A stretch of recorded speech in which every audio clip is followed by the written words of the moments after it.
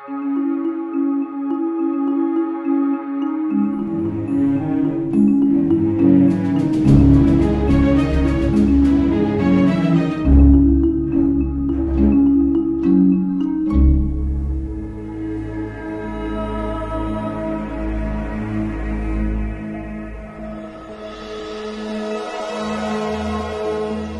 the Second World War, over 4,000 members of the Polish Air Force were killed while serving in 14 RAF bomber and fighter squadrons. Given the huge risks that these people were taking, it is hardly surprising that they let their hair down when they finally landed back at base.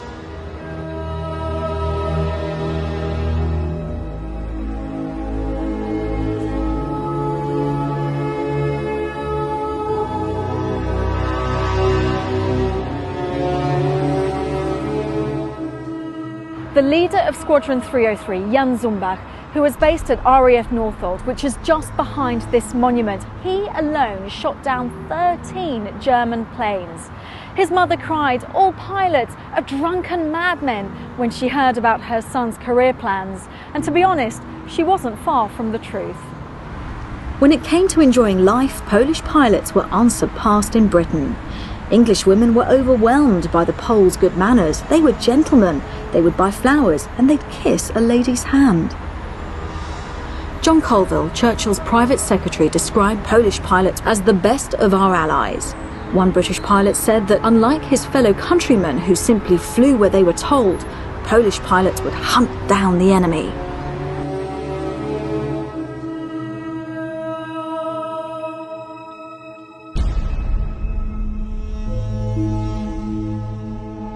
In war-torn London, there were lots of tales of their bravery. One such said that a Polish pilot would only open fire when he was near enough to see the whites of the enemy's eyes.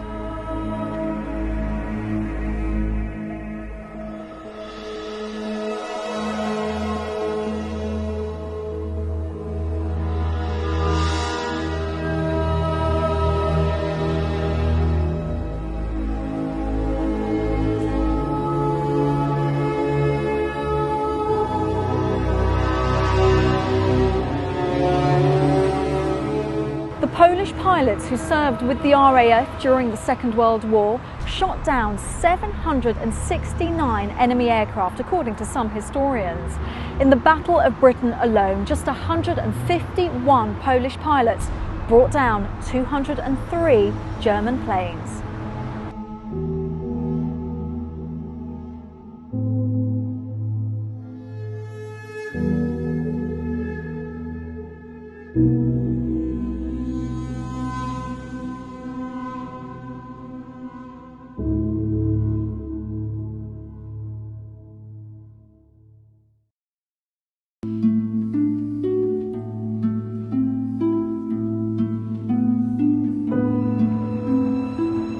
On the 4th of July 1943, General Władysław Sikorski, the Prime Minister of the Polish government in exile, was killed in a plane crash off the coast of Gibraltar.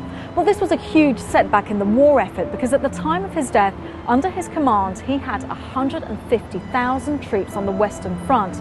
He was also in charge of 350,000 soldiers of the Resistance Home Army who were based in the Nazi-occupied Polish territories. Well, his funeral mass was held here at Westminster Cathedral.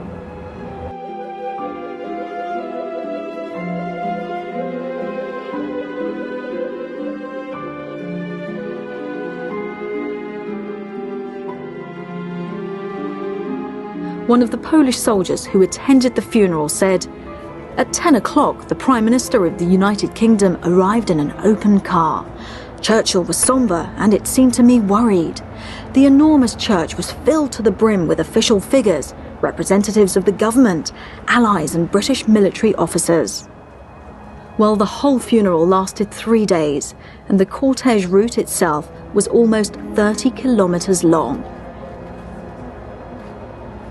King George VI expressed his grief at the death of an ally. "I was deeply shocked by General Sikorski's tragic death.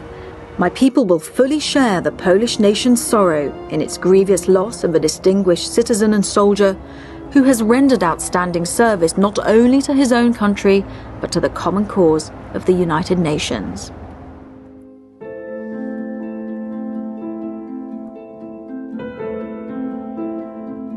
General Sikorski was buried at Newark Cemetery alongside Polish pilots.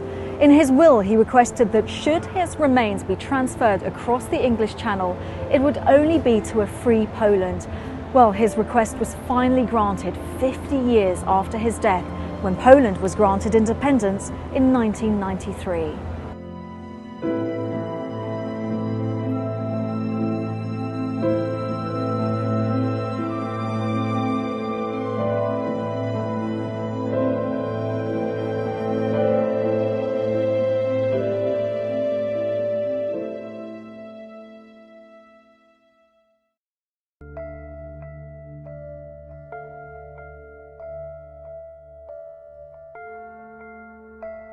During the Second World War, Poles had, according to some sources, the fourth largest Allied army. Well, they didn't stop fighting after their defeat at the hands of the Germans in 1939.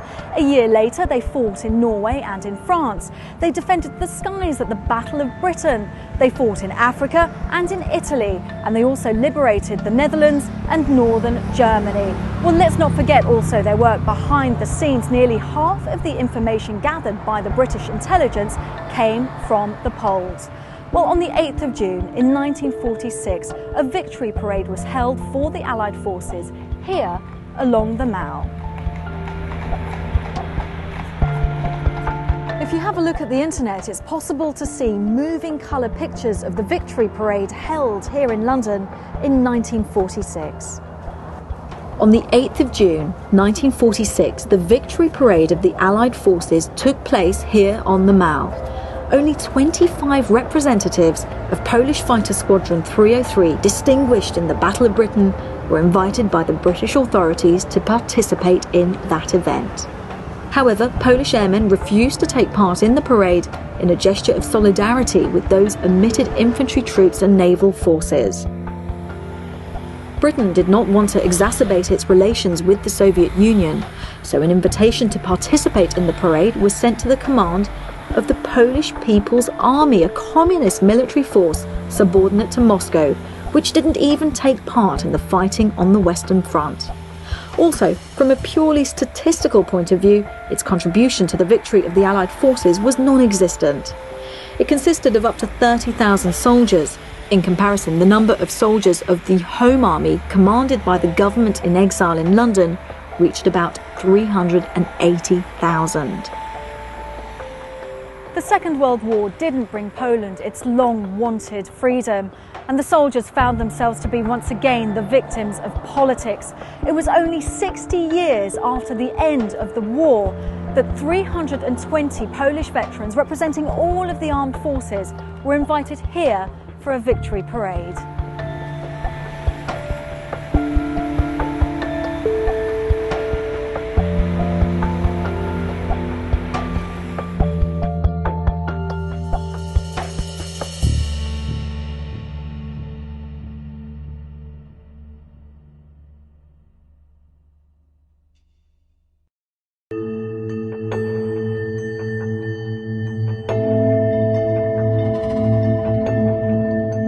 The Polish Institute and Sikorski Museum was founded in May 1945.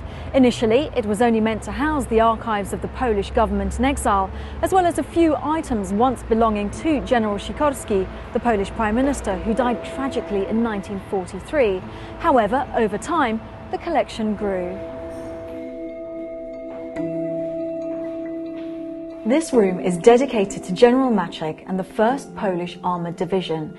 Here in this photo we can actually see German soldiers surrendering to him. The general and his men fought in northern France, in Belgium, the Netherlands and in Germany, and they liberated towns and cities as they went. There is no doubt that the general was incredibly brave, but his short length of service with the British Army meant that he wasn't entitled to a pension. So he ended his days working as a bartender in a pub owned by one of his former soldiers.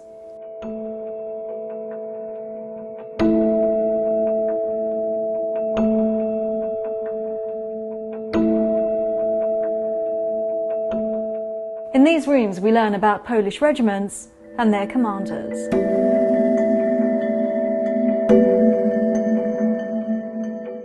This cabinet is dedicated to the 10th Mounted Rifles.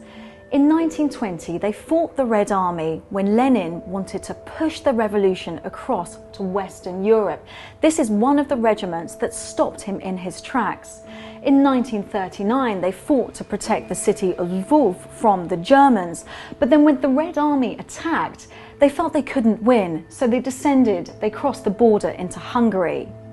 Now, in 1940, they fought to protect France. And then after D-Day, they fought in northern France, they fought in Belgium, they fought in the Netherlands, and they fought in Germany. These items, they don't just tell the story of one regiment, they represent every single Polish soldier. For many years after the war, the unofficial leader of the Polish immigration, General Anders, had his office here, where he received dozens of people every day and where he tried to help them adapt to living in exile.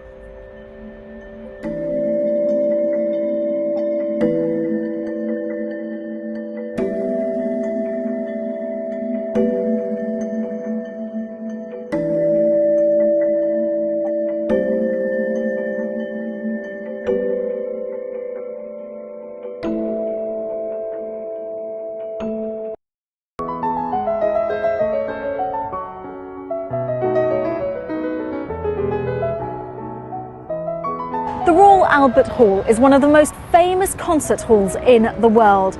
Now, even though it was built in the second half of the 19th century to hold classical music concerts, mainstream artists have performed here, the likes of the Cream, the Beatles, Jimi Hendrix. Now, before the invasion of rock and roll, a unique concert took place here in honor of the Polish composer Chopin.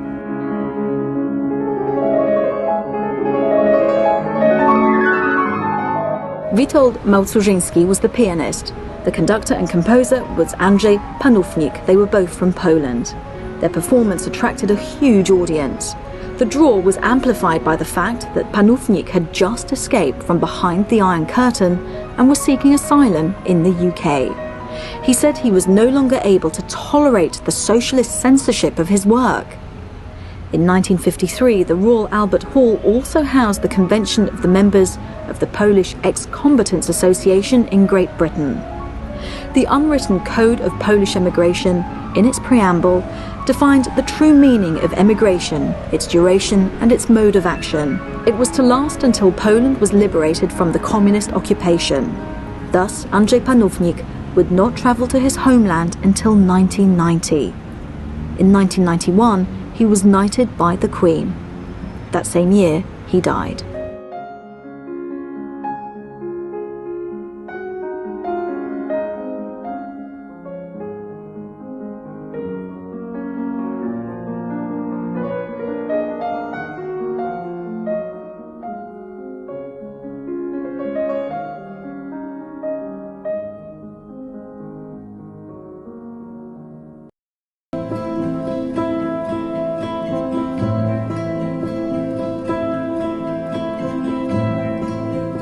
For many years, General Władysław Anders lived on this road. Now, he was the leader of one of London's largest national minorities, the Poles. He was also one of the biggest enemies of the People's Republic of Poland. And during the 1960s, he was under intense surveillance by the communist regime. In top-secret files, codenamed the War Chief, we learn a lot about him. For example, he liked watching television. He read Russian newspapers like Pravda and Izvestia. And he was also a bit of a night owl. He didn't go to bed until 2 in the morning.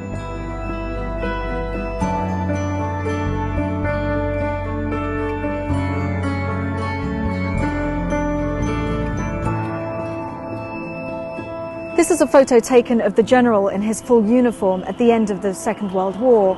And here he is again, this time with his wife and daughter, in his front room here on Brondonsbury Park.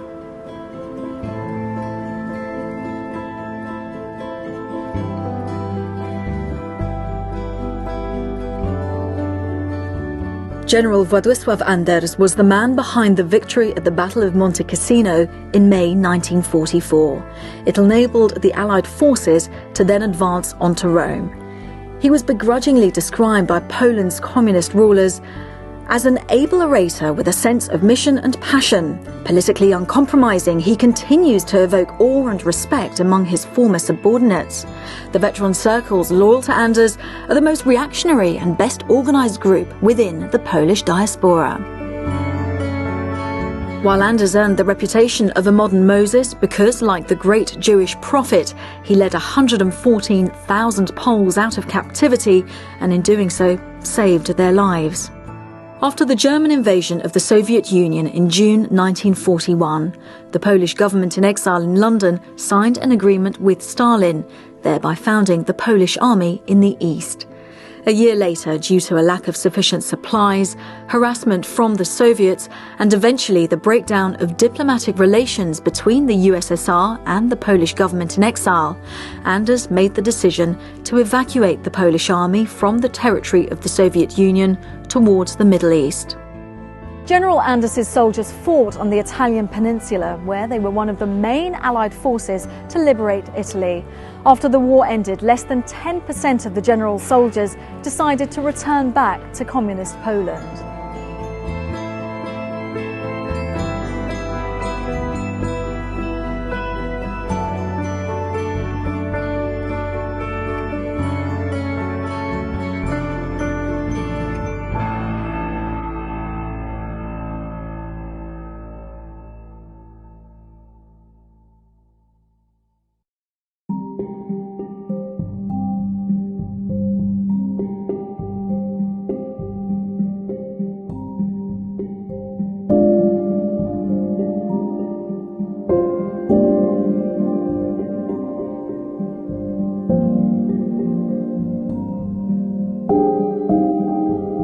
In the spring of 1940, 22,000 Poles were murdered on Stalin's orders. Half of them were officers in the Polish armed forces and the Polish police force. The rest were doctors, lawyers, teachers, all members of Poland's intelligentsia.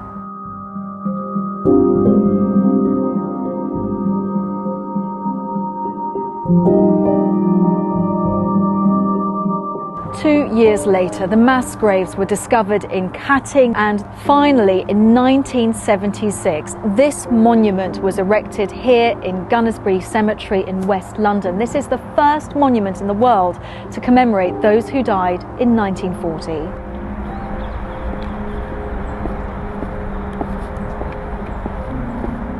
At the unveiling of this monument, Winston Churchill's grandson said that my grandfather always believed it was the Russians who were responsible for the massacre at Katyń, but it wasn't until 50 years after the crime that the Russians finally admitted their guilt.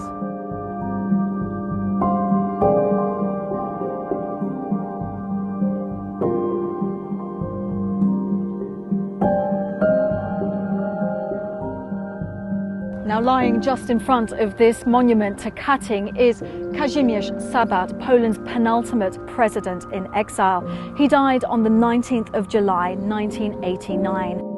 He died while walking in the street. Some say he simply collapsed through to heat exhaustion. He had heart failure. Others point to the significance of the date of his death. Poland at the time was going through huge political upheaval.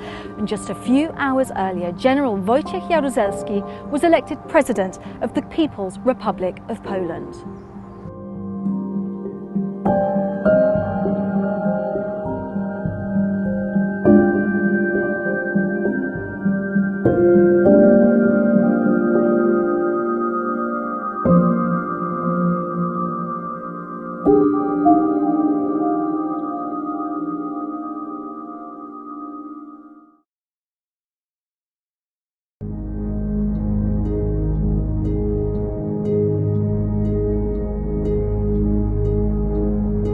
For years after the Second World War, many Poles abroad were convinced that a Third World War was imminent, and they were ready to pick up their arms again because they felt this was the only way they could free Poland from communist rule.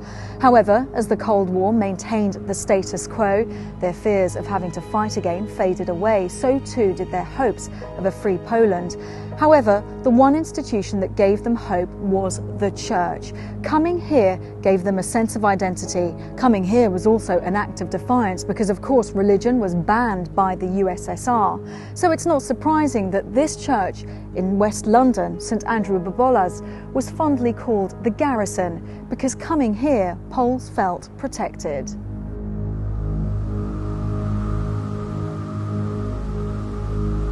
St Andrew Bobola Church has stained glass windows which tell the story of the Polish soldiers fighting on the Western Front of World War II. One of them shows the Polish 1st Armoured Division under the command of General Maczek, which became famous for its activities in the north of France in the summer of 1944.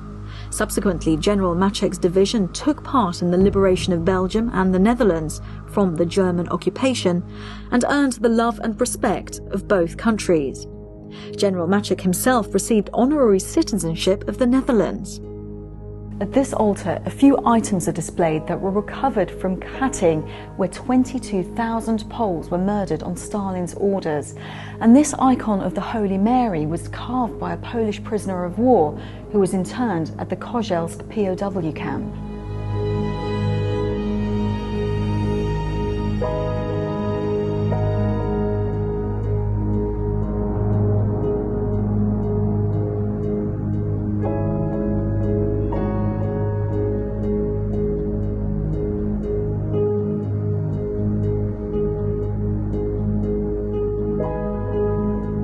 Here at this church, Poland's troubled past caught up with recent tragic events.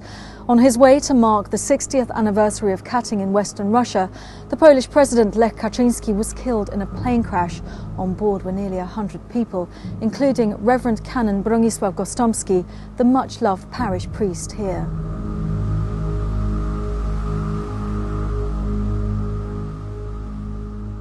Now, even though the Nazis were defeated, for the 250,000 Poles who fought valiantly during the Second World War on the Western Front, well, they felt that they had lost. They were unable to return home because the Iron Curtain divided up Europe. They thought the only way they could go back is to fight again in a Third World War. That is how much they longed for a free Poland.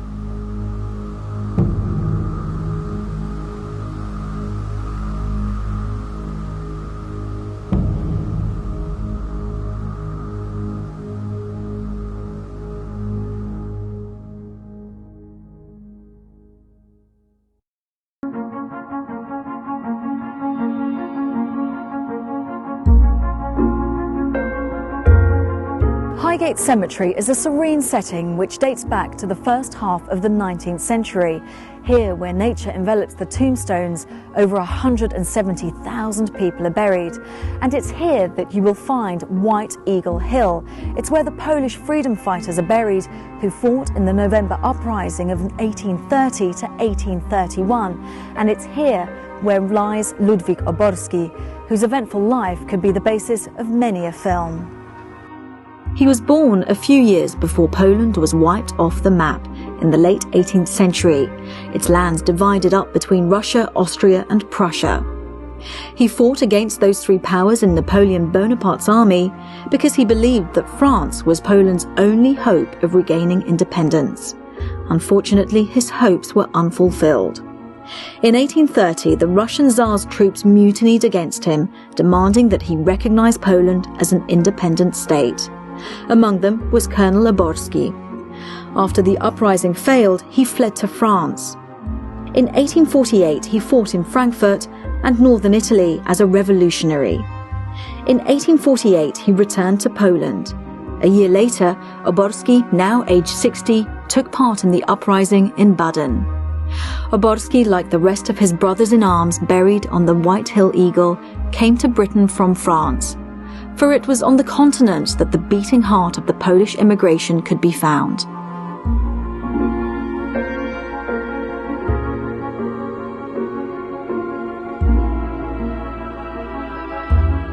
After the November Uprising, several thousand Poles escaped Russian persecution by seeking refuge in France.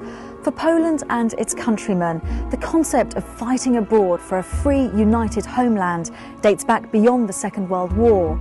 Poles were fighting for an independent country as early as the first half of the 19th century.